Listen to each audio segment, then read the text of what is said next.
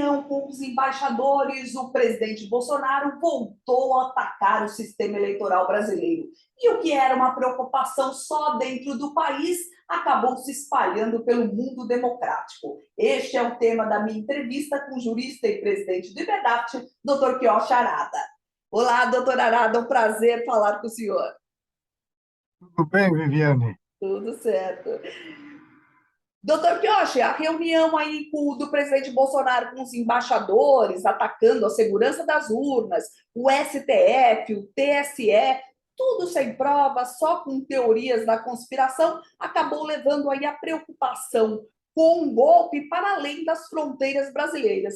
E logo após o evento, deputados entraram com uma notícia-crime no Supremo Tribunal Federal, enfatizando a fala golpista de Bolsonaro, enquadrando o presidente em crimes de responsabilidade, improbidade contra o Estado de Direito e a lei eleitoral. Foram 50 minutos de reunião. Deu tempo para cometer tantos crimes, doutor Quioche? Pois é, Viviane. É, Convocar representante de potências estrangeiras para criticar o nosso país é coisa inusitada. Isso nunca aconteceu. Se fosse para dar um recado político ou um recado na área comercial, até que seria explicável. Mas nem isso, porque isso deveria ficar a cargo do Itamaraty, que tem a sua divisão econômica para fazer o relacionamento econômico entre os países. Então, eu não sei o que provavelmente levou o presidente Bolsonaro a fazer essa entrevista, é porque ele deve ter sentido aqui que no Brasil não tem eco as palavras deles, entendeu? Então, ele resolveu envolver aí representantes diplomáticos. Ele estava esperando, no final do seu discurso, os aplausos que não aconteceu, e nem poderia. Como é que um representante de um país estrangeiro vai tomar posição política violando a soberania nacional, né? Então, ele ficou meio frustrado com esse silêncio dos embaixadores, mas deu eco lá no exterior, né? O presidente Biden, por exemplo, declarou que o processo eleitoral brasileiro, mediante utilização de urnas eletrônicas, é um modelo para o mundo, né? Então, deu, de certa forma, uma repercussão, não como o presidente esperava, mas eu repito, é muito estranho, né, essa entrevista com os embaixadores, né? Deu no que deu, causou uma reação imediata do presidente do Supremo Tribunal Federal e do presidente do Superior Tribunal Eleitoral em exercício, né? Enfatizando a confiança na justiça eleitoral e combate sistemático a ataque ao processo eleitoral, né? Doutor Quioche, mas na sua opinião, o presidente cometeu algum crime, como os deputados aí de oposição fazem crer, que são aí crime de responsabilidade, de improbidade contra o Estado de Direito e contra a lei eleitoral? Não vejo por esse lado, não vejo infração penal, não é? Só que, politicamente, como eu disse, isso é inusitado, não é explicável, não é? Então, precisamos separar o aspecto político do aspecto criminal. Não vejo crime nisso daí. Aliás, os partidos, deputados, inventaram aí mais de 40 inquéritos contra o presidente, né? Tudo o que ele fala é crime, né? E o que eles falam e fazem, não. Doutor Quioche, a gente vê aí mobilizações em defesa da democracia no meio jurídico, no meio empresarial e financeiro e no meio político. A Carta aos Brasileiros, por exemplo, tem mais aí de 160 mil assinaturas. Há realmente uma preocupação real dentro do país com as ameaças do presidente Bolsonaro ao sistema eleitoral? Claro que há isso é um fato que preocupa a todos nós, né? Que em pleno ano eleitoral, essa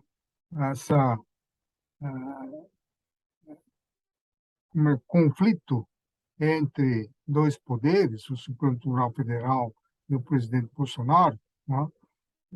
É algo preocupante, né?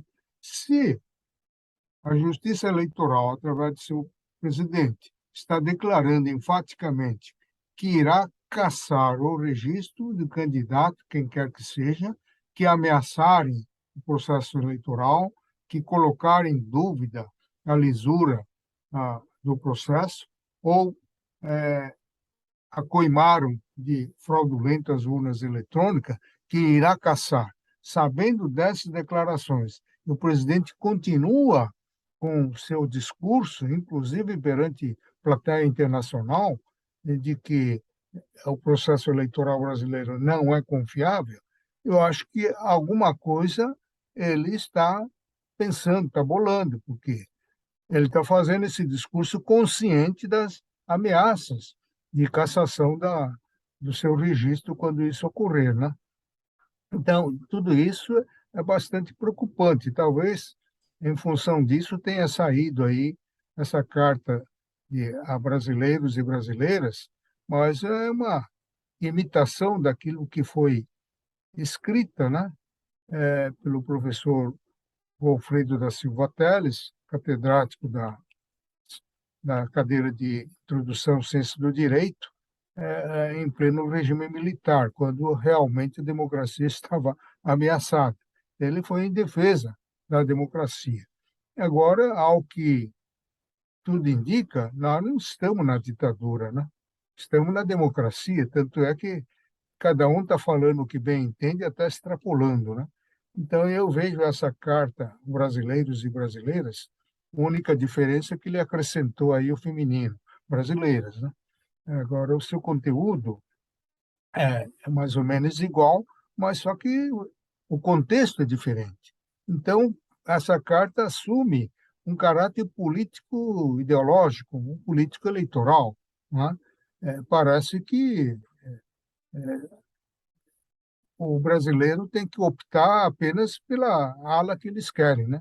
A ala do PT, né? Entendeu? O outro candidato não pode existir.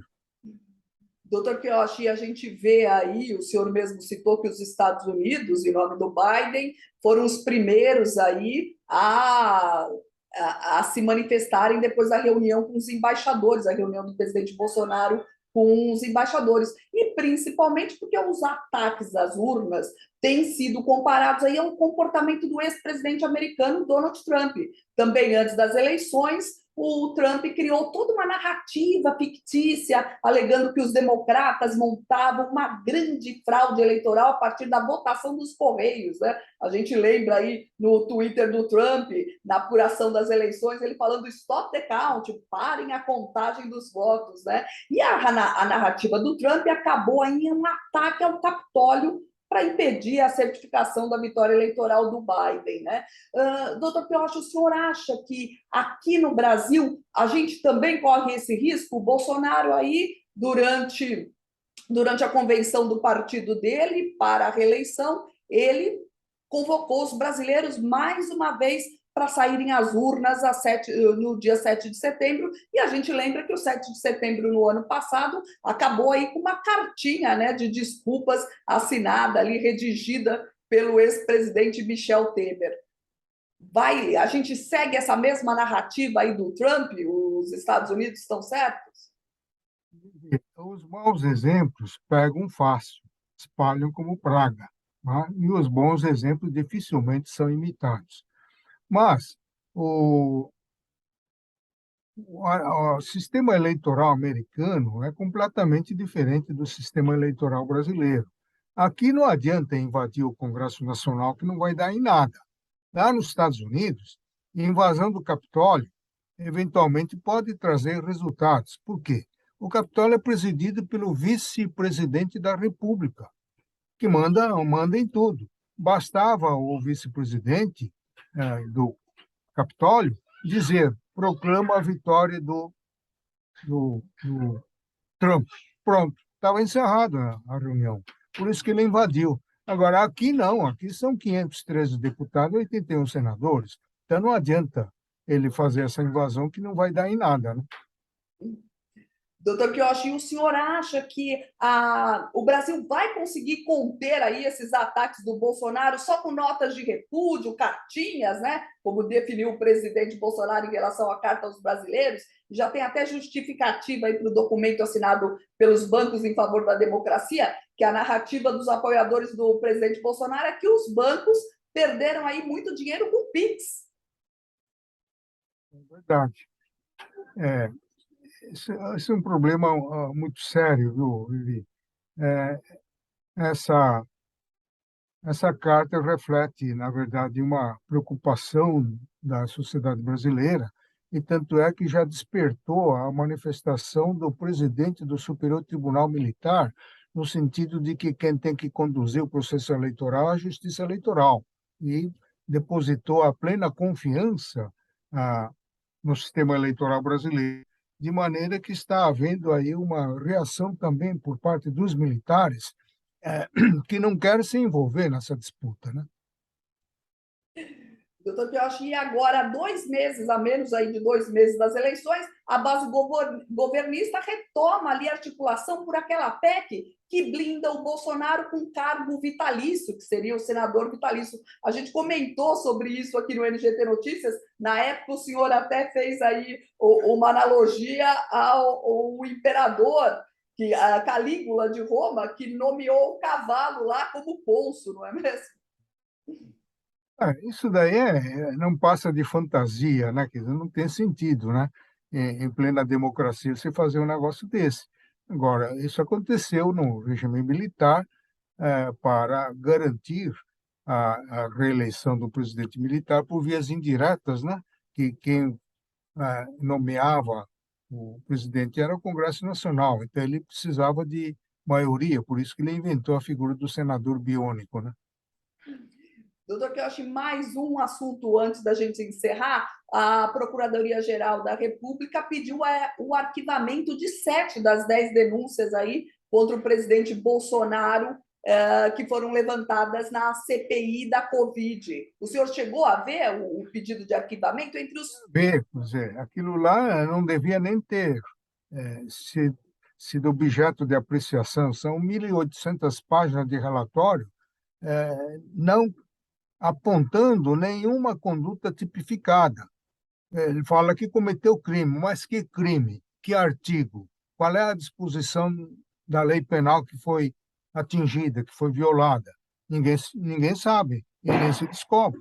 Então, aquilo é um amontoado de papel que jogaram na mesa do Procurador-Geral da República para ele pensar aqui e acolá alguns indícios de crime e fazer a denúncia. Claro que ele não vai fazer isso. Quem é que faz a representação é que tem que dizer quais são os artigos que o, o, o acusado violou. Isso não aconteceu. Então, Lembrando, daí porque o Procurador-Geral está pedindo arquivamento de todas as denúncias, mais ou menos no mesmo sentido. São denúncias com narrativo de fatos não tipificados. lembrando aí que teve crime de charlatanismo, formação de quadrilha, né? E até de homicídio que acabou sendo retirado aí nos últimos momentos de fechamento da CPI da Covid, né? Daqui a pouco só falta acusar ele como coautor do crime que culminou com o assassinato do tesoureiro do PT, né? Quer dizer, toda a mídia estava caminhando no sentido de envolver, né? Que até hoje ninguém sabe o nome do assassino, né? Porque se fala sempre em assassino bolsonarista, né? Doutor Kiyoshi, na verdade, a gente vê aí, né, dos crimes, os crimes levantados aí pela CPI da Covid, né, os supostos crimes cometidos pelo presidente Bolsonaro, que foram parar na gaveta da Procuradoria-Geral da República, que guarda mais de 70 documentos contra o presidente lá. De lá não sai. O presidente tem realmente um apoio aí certeiro nas mãos da Procuradoria-Geral da República, na sua opinião? Como é que é, Vivi? A Procuradoria-Geral da República reúne aí muitas denúncias contra o presidente, mais de 70 documentos, nenhum sai da gaveta da Procuradoria-Geral da República. É realmente um apoio grande aí ao presidente Bolsonaro. Acho que ele faz os ataques às urnas, porque ele está tranquilo junto à Procuradoria. Ele deve ter sentido que a matéria foi politizada, né? Então, ele também está agindo politicamente. É como o tal do impeachment lá, que o presidente da Câmara está engavetando por vários anos, né? Então, é uma tomada de posição política, né, que está acontecendo. Sei. Doutor Quioche, nosso tempo terminou. Eu queria muito agradecer sua presença aqui no NGT Notícias de hoje. Obrigado você, Vivi. Mais uma vez, muito obrigada. Esse foi o jurista e presidente de debate, doutor Quioche Arada, falando aqui no NGT Notícias de hoje. Muito obrigada pela sua companhia e eu te aguardo na próxima edição. Até mais!